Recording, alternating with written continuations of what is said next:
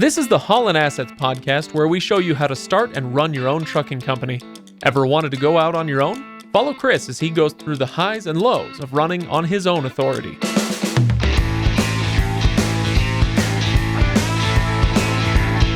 Welcome, everybody. Welcome to the Haulin Assets podcast. This is episode number 150. No, we are not going to set off any confetti cannons. 50 more episodes will do that. In 50 more episodes, Chris will make me clean my studio again. I'm Craig. Over there, he's Chris.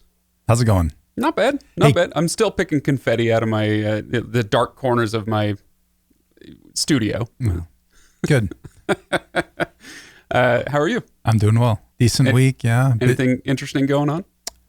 Yeah, there's a few things, but can I give a little non-trucking teaser and tell a story at the end? Oh, you want to tell a story? Yeah. You're taking my job. I'm taking your job, yeah. It's a good one.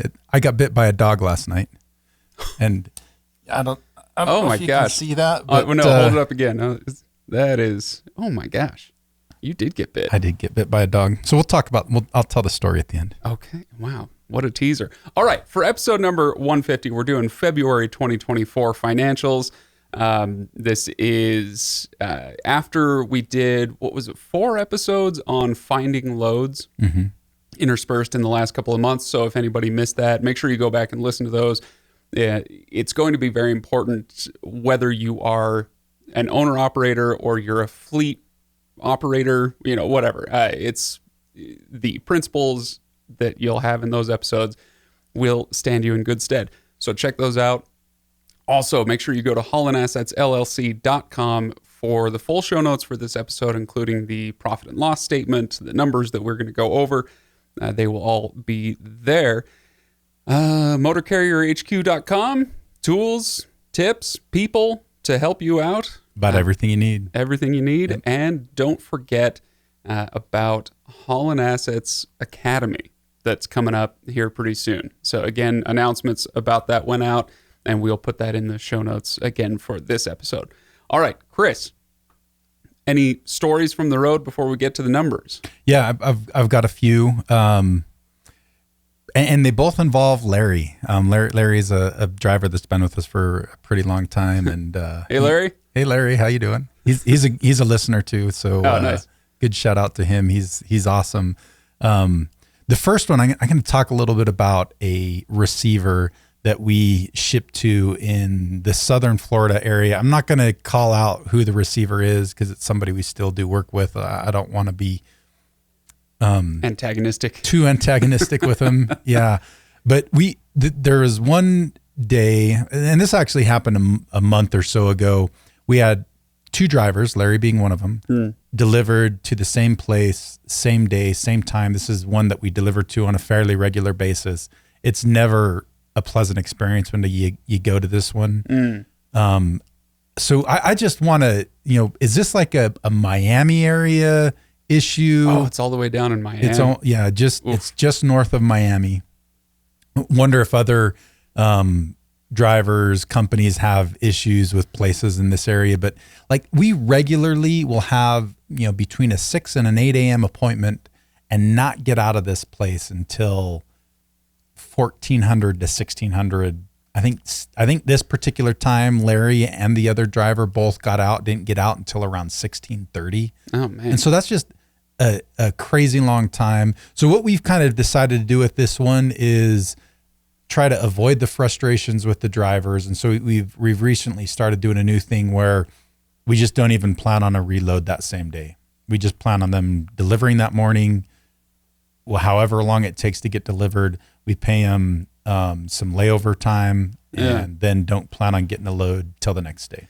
So this happens with this particular receiver in the Miami area, but does it happen there with other receivers? Is that why you're curious about the area? We don't go to other receivers in the area. This is the only receiver we go to in the Miami area. We've got a few others that we do in Florida, but not in the Miami area. And and it's consistent. Like you get receivers that every once in a while this will happen to, but like almost every time these guys are like, like if we get out of there by 11 with a 6 a.m. appointment, so 5 hours later, we're like, win. Yeah, we're dancing a happy dance. Okay. So this gets to some of the kind of principles that you've talked about over the years.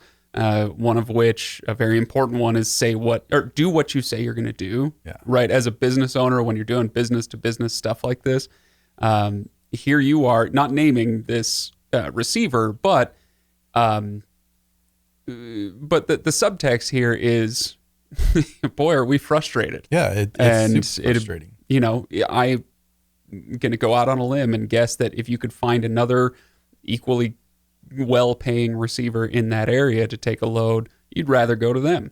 Yeah, right? For sure. So, but I mean, this is a load that we run for a regular customer on a fairly regular basis. And so like, we don't want to damage the relationship with the customer. And so we're just going to kind of eat it a little bit. And, right.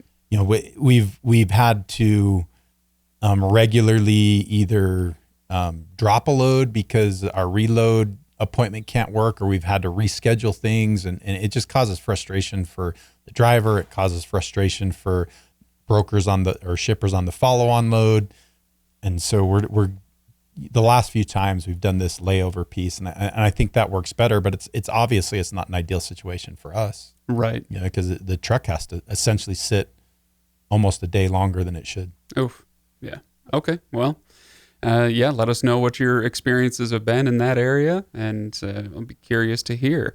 Let's see. What was there was something else that happened this week with Larry just a few days ago. He's driving down the road, minding his own business, doing his own thing, and all of a sudden he kind of he'd gotten out to do something on the truck, and the reefer tank's just gushing fuel. The reefer tank. He hit something flew up and punctured, like almost. Did he find like a sparrow inside or something? I don't know, but like a legit, I'll have to include a picture with it, but like a legit hole, probably almost dime-ish sized hole. Really? Maybe not quite that big, half a dime size, but enough that it's like gushing diesel fuel out and you can't plug it. The guy with the 9mm just missed Larry. That's almost kind of what it feels like. Like something, like somebody's doing target practice and a stray bullet goes through the reefer tank.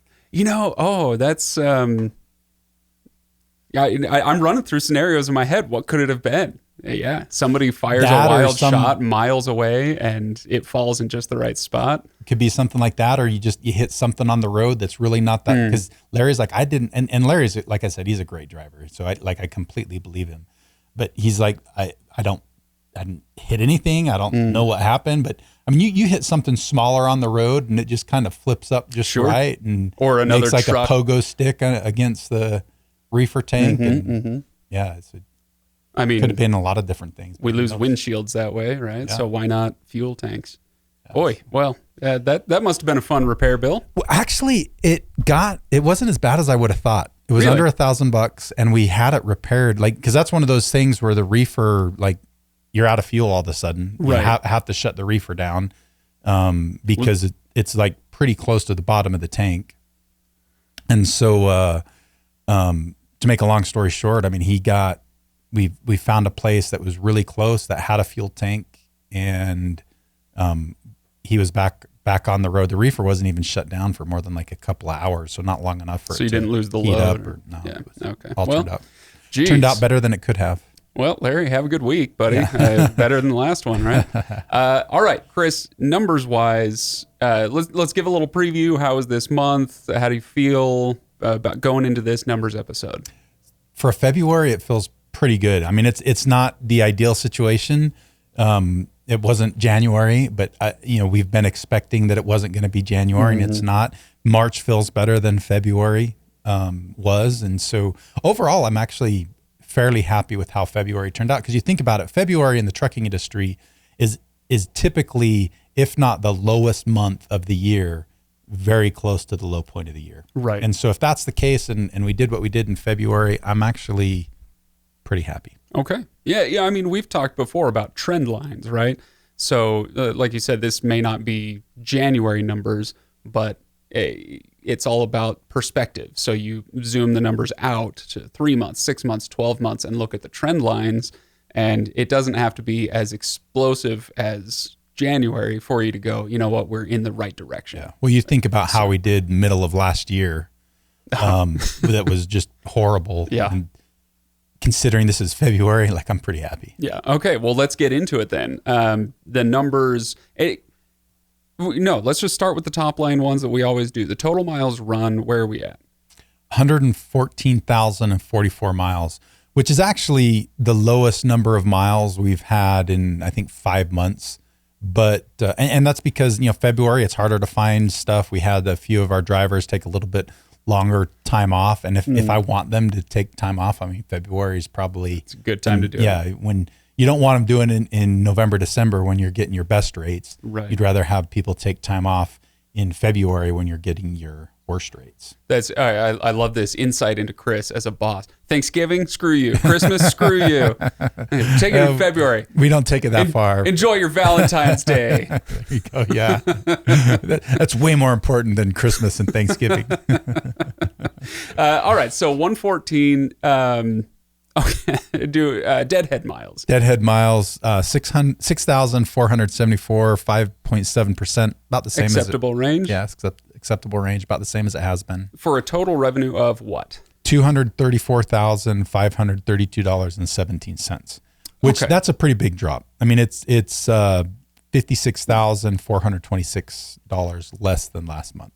Yeah, and that's more significant than just one truck sitting, right? That's a tougher month across the board. And we actually didn't have one truck sit. We actually, just several trucks that, drivers took more time off. There was, we talked about the situation in Washington last month. That was February, where Jeannie sat for, I think it was a little over a week because of a repair that shouldn't have taken so long to repair. It was stuff. There was several things like that just a culmination of a lot of little things made a little bit lower mileage month. Okay. So rounding up, we'll call it $235K in revenue. And then the rate per mile was what? $2.06, which it isn't great, but it's not terrible either. I mean, again, one of those things for February, it's not terrible. I mean, if you look at the numbers for, I'm just kind of scrolling the rate per miles for, that middle of last year when it was terrible. I mean, we were as low as $1.86, right? And we were in that between $1.86 and just under $2 a mile for like 5 months. Right. And that was, again, go back if you're new to the show or if you skipped some episodes. It was a tough time for Haulin Assets, but it did produce some really good insights. The mickles and muckles, the stuff that you guys did, you taking on dispatching, anything you could do to improve that situation. The work is paying off. So if anybody missed those episodes from kind of the middle of last year, don't. Yeah. Right. Okay. All right. So all in, the rate per mile was 206, which, as you say, not great, but it's also not as bad as it could be. It's also like I went in and I averaged our rate per mile across the entire year last year, just out of curiosity. So I took the total revenue last year, the total miles ran. That's how I calculated this. It was $2.01 a mile. So considering in February we're 5 cents higher than our average for last year, I'm pretty happy. Okay, all right. So that gives us a profit. He says, fingers crossed. It actually did a little tiny baby profit. Okay, so cute. Yes, $2,046.87. All right. A baby profit. Baby profit. Speaking of babies, this this microphone could use a little Viagra. It's having a hard time staying up. That means you're using it wrong, Chris. That's not the microphone's fault. Are you sure about that? Speaking of babies, get out of here. That particular microphone stand is it's not the best one I've got. So, okay. Where in the world were we before Viagra microphones? Baby profits. Yeah, you're just going to have to hold that sucker.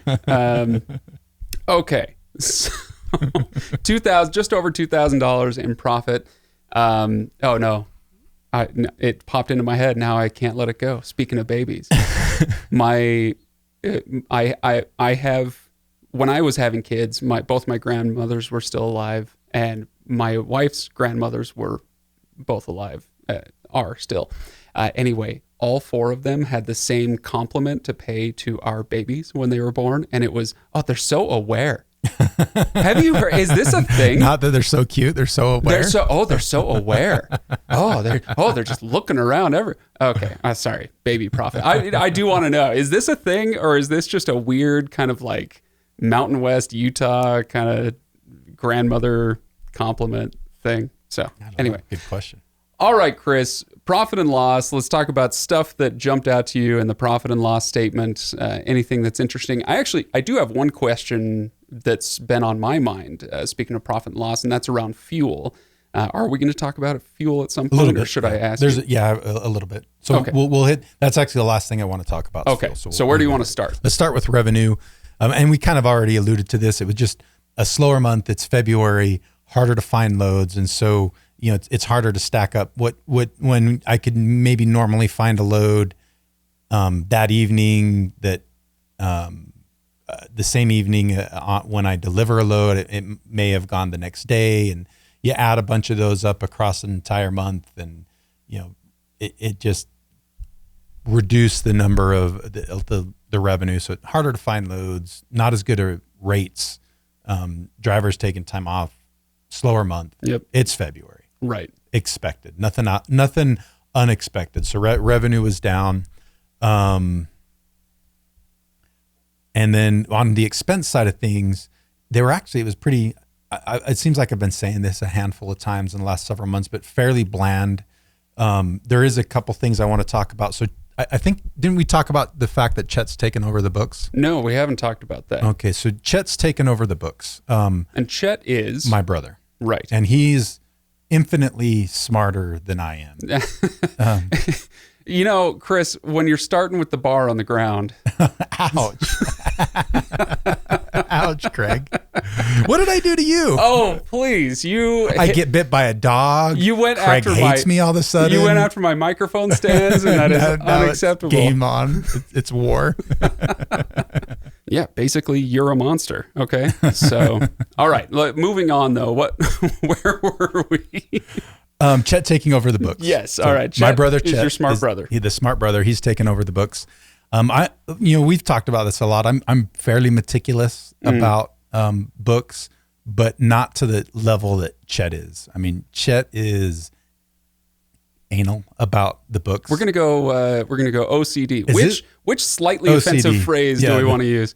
He is very meticulous. Less meticulous is okay, right? There you go. He's even more meticulous than I am. And so he's made some adjustments to kind of how we track things and record things. So one of the biggest category differences you're going to notice is operations pay. And so operations pay includes Nate, Brad, and my compensation all rolled into one. Call it back office. Yeah, essentially. Okay.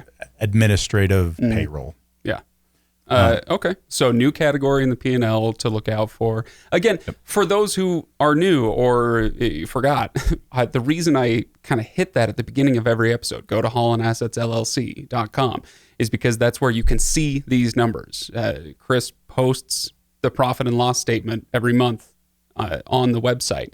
So if you want to follow along, I know a lot of you are listening while you're on the road, so don't do it then.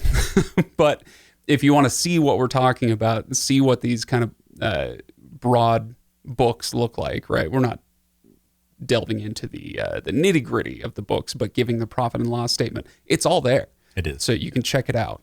And the big difference with this particular one is in the past, we've been just categorizing Brad's pay or lumping it in with what the drivers have been getting paid. And that's really not the right way to do it. He's not a full-time driver. Right. And so, and they're getting paid differently, right? And an administrative employee isn't getting paid per mile. So it's a different category entirely. And across all kinds of businesses, that's really the right way to do things. Yeah. You've got your administrative folks, and then you've kind of got everybody else. And you usually separate those two. Okay. All right.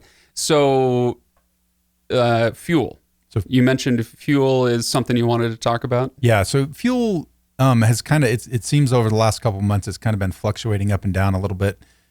We were 30.9% of revenue, which is kind of middle of the road of where we've been. It's not the greatest. Like Ideally, we like to see it closer to 25%, but we have in the last year seen it like 40%. So Right. 30.9 is not bad. Well, that's what I was curious about. I wanted to ask about fuel just because driving down the road, I see the consumer prices, right, for gas and for diesel.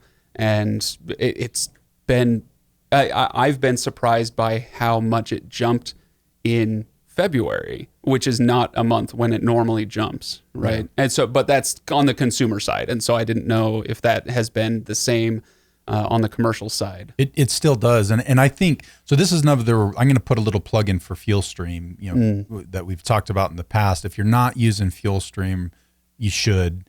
And part of the reason is especially when it fluctuates a lot, you'll see when you're getting better fuel pricing versus what you see on retail, especially when prices are going down, will stay high longer than your more favorable pricing that you get with what we get and with what FuelStream gets. That's going to drop faster.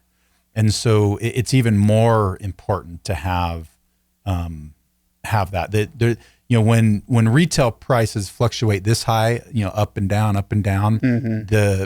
Typically what we get with FuelStream is going to be smaller fluctuations. Right. The highs aren't as high, the lows go down faster. And so you want to, fuel, like it's a lot better to use something like FuelStream. So yeah, for those who missed it, FuelStream, if you're, whatever platform you're listening on, it could be, Spotify or Apple or Pocket Casts or whatever, there should be a search button. And so if you go into Haulin Assets and you search FuelStream, is it one word, right? Yep. Yeah, search FuelStream, and it's in the title of one of the episodes where we talked about this product that you guys launched. And I'll try to remember to put it in the show notes for this episode as well, just a link to it so that people can find it if they want to. Yeah, sounds good.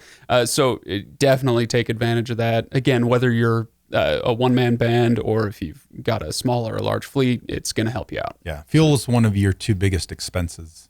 Right. Payroll and fuel. So anything you can do to save your biggest expense, it adds up. Yeah. Okay. Chris, any other highlights? Anything else you want to pull out from the P&L or I think that's whatever? About it.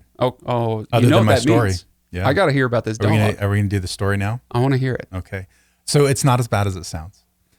You saw the. Is it as bad as it looks? Well, kind of yes, no. So I kind of help with a youth group in my neighborhood. Sure. And we took the youth group to the sheriff's office. Okay. For a tour. For a canine demonstration. Well, it was a little bit of everything. It was a sheriff's office, search and rescue. So we got to see their drones and how they use their drones, which was all really cool. And yes, one of the pieces was they brought out their police dog and they decided, hey, Chris, let's put you in the bite suit. Oh, which only went partway up your arm. Well, this was through the bite suit. No way. It was through the bite suit. So I've got video of it, and it's probably pretty easy for you to. I'll send it to you so you can maybe add on to the end of this. We'll do some social with it on it too. Oh my gosh!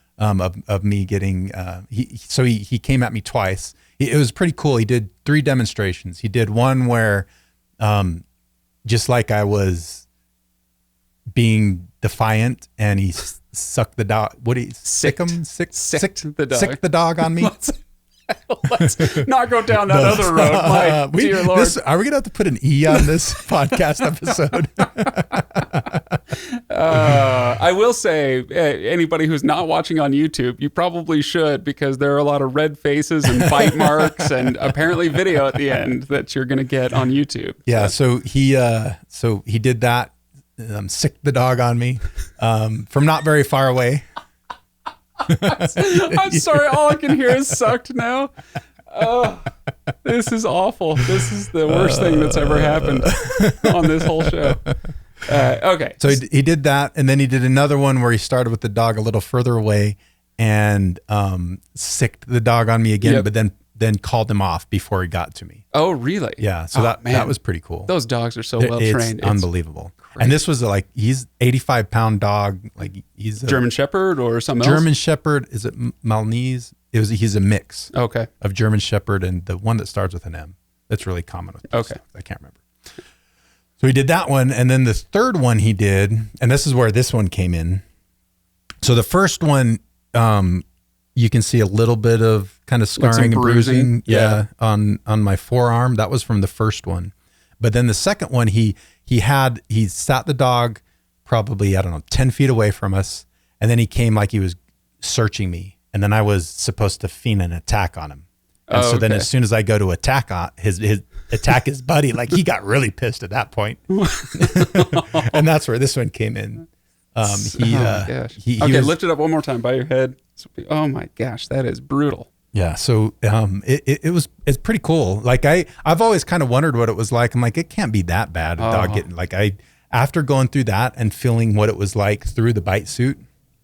They break bones, don't they? They can. Yeah, when they're pursuing suspects. One of the things he was talking about is don't put your hand in a fist because because the bite suit only came up to my wrist. Oh. And he's like, if he gets to your hand and it's in a fist, it'll break bones. Whoa. He says if it's out straight, you're less likely to have a broken bone. Luckily, I didn't get to that. When you got there and he says, okay, we're going to do the demonstration with the dog, was there a, here, sign this moment? No, which surprised me. Like I didn't even know that was going to happen. So I was surprised they even did it. There was no release sign, which I'm not going to do anything.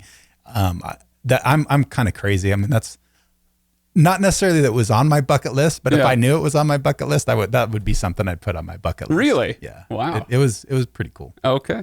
So this, of course, raises other questions like, have you ever been tased?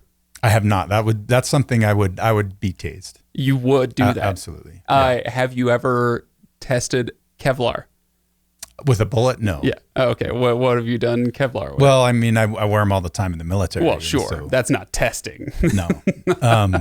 But I mean, with you've got body armor, Kevlar helmet, right, and then you've got these ceramic plates too. Mm-hmm. I mean, they you can tell that those things will take a beating. Yeah.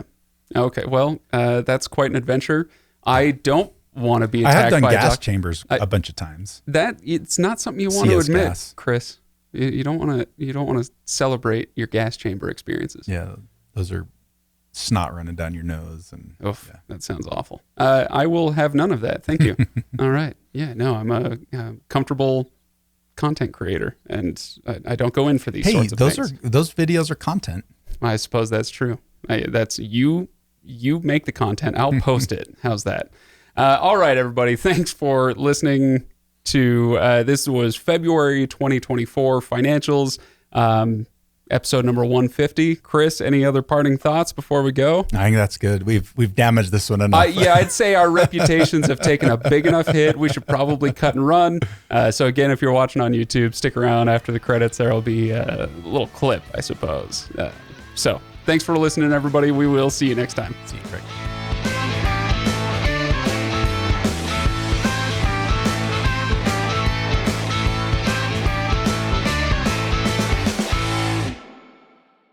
Suspect, show me your hands. Unless I'm a dog, you will be bit. Final warning. Pocket. Lance! Go. Ah! Oh, that's a good boy! That's a good boy, Toro! That's a good boy! Ah! That's a good boys. Okay, go ahead and turn. Yep, just like that. Stay right there. Stop by my dog. Toro, out! Come.